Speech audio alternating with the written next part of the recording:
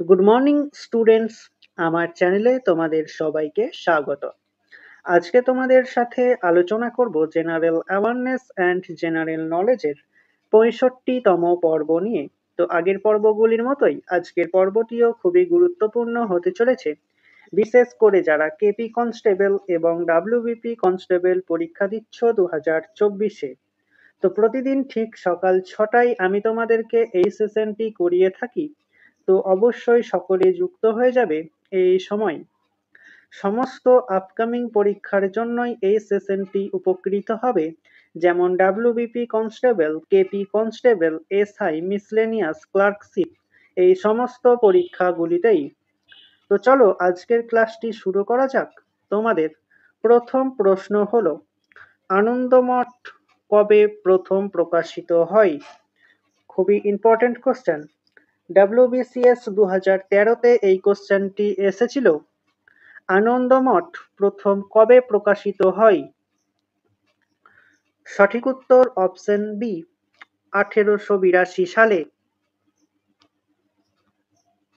বুদ্ধচরিত এই গ্রন্থটির লেখক কে?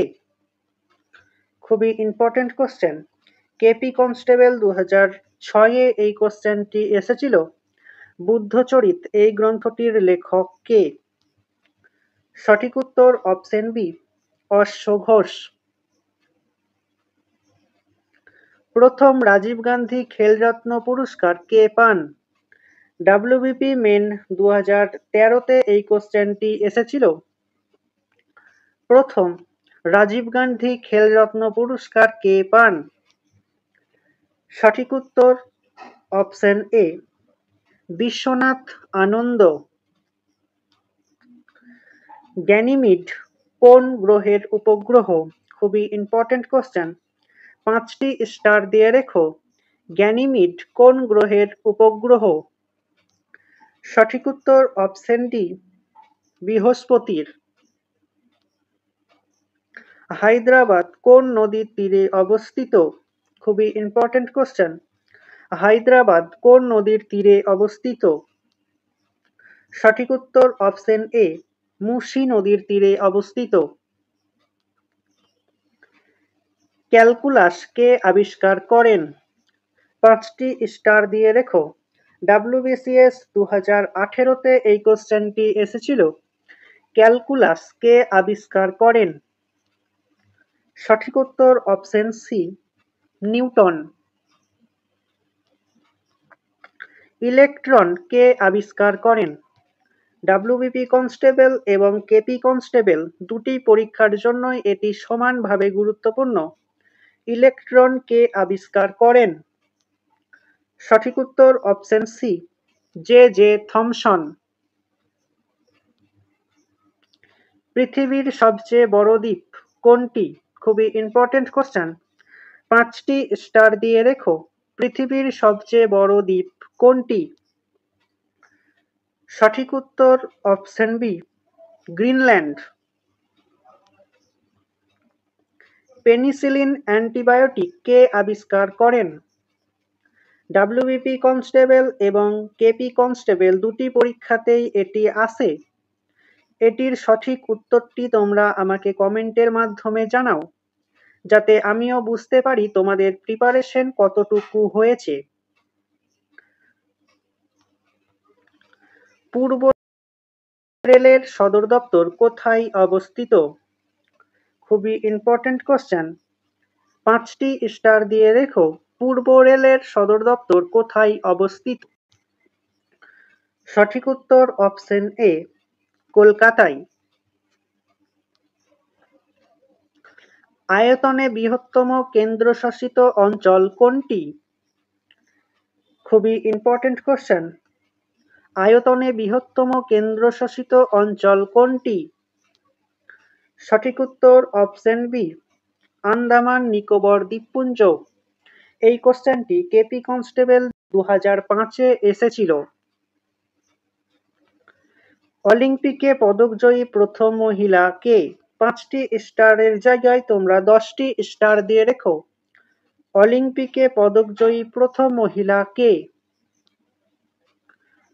সঠিক উত্তর অপশন সি, কর্ণম মালেশ্বর।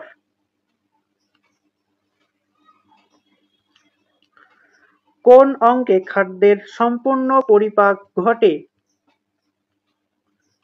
কোন অঙ্গে খাদ্যের সম্পূর্ণ পরিপাক ঘটে? সঠিক উত্তর অপশন বি, ক্ষুদ্রান্তে। নিম্নলিখিত কোন ব্যক্তি হরমোনের আবিষ্কারক? 5টি স্টার দিয়ে রেখো। নিম্নলিখিত কোন ব্যক্তি হরমোনের আবিষ্কারক? সঠিক উত্তর অপশন এ, স্টার্লিং। ম্যাডোনা ছবিটি কে এঁকেছেন? খুবই ইম্পর্টেন্ট কোশ্চেন। ডাব্লিউবিপি কনস্টেবল 2019-এ এই কোশ্চেনটি এসেছিল। ম্যাডোনা ছবিটি কে এঁকেছেন? সঠিক উত্তর অপশন সি, রাফায়েল। নিম্নের কোন গিরিপথটি অরুণাচল প্রদেশ ও তিব্বতকে যুক্ত করেছে? পিএসসি ক্লার্কশিপ 2008-এ এই কোশ্চেনটি এসেছিল। নিম্নের কোন গিরিপথটি অরুণাচল প্রদেশ ও তিব্বতকে যুক্ত করেছে? সঠিক উত্তর অপশন সি, বোমাডিলা গিরিপথ। মাউন্টব্যাটেন প্ল্যান গ্রহণের সময় ভারতের জাতীয় কংগ্রেসের সভাপতি কে ছিলেন? ডাব্লিউবিসিএস-এ এই কোশ্চেনটি এসে থাকে। মাউন্টব্যাটেন প্ল্যান গ্রহণের সময় ভারতের জাতীয় কংগ্রেসের সভাপতি কে ছিলেন? সঠিক উত্তর option D, J B Kripalani. মৌর্যদের রাজধানীর কোথায় ছিল? খুবই ইম্পর্টেন্ট কোশ্চেন, 5টি স্টার দিয়ে রেখো। মৌর্যদের রাজধানী কোথায় ছিল? সঠিক উত্তর অপশন এ, পাটলিপুত্র।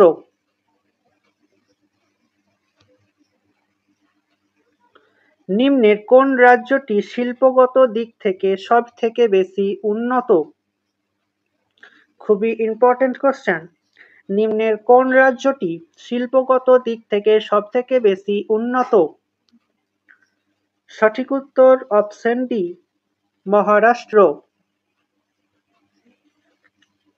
ভারতে জিএসটি চালু হয় কবে থেকে? খুবই ইম্পর্টেন্ট কোশ্চেন, 5টি স্টার দিয়ে রেখো।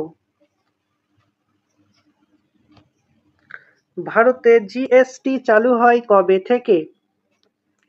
সঠিক উত্তর অপশন বি, জুলাই 2017 থেকে। তো স্টুডেন্টস, এই ছিল তোমাদের আজকের ক্লাস। ক্লাসটি ভালো লাগলে বন্ধুদের সাথে শেয়ার করো এবং চ্যানেলে নতুন হয়ে থাকলে চ্যানেলটিকে সাবস্ক্রাইব করে পাশে থাকা বেল আইকন বাটনটি প্রেস করে রেখো ভিডিও নোটিফিকেশন সবার প্রথমে পেতে। তো দেখা হচ্ছে নেক্সট ক্লাসে। এই পর্যন্তই। সবাই ভালো থেকো, সুস্থ থেকো। জয় হিন্দ, জয় ভারত।